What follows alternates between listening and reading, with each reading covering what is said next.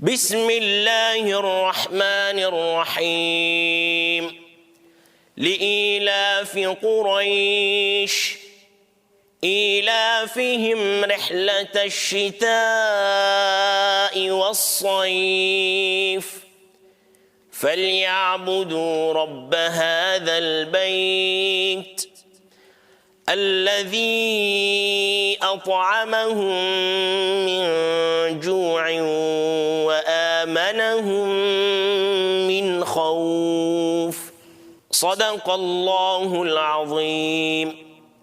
سبحان ربك رب العزة عما يصفون وسلام على المرسلين والحمد لله رب العالمين.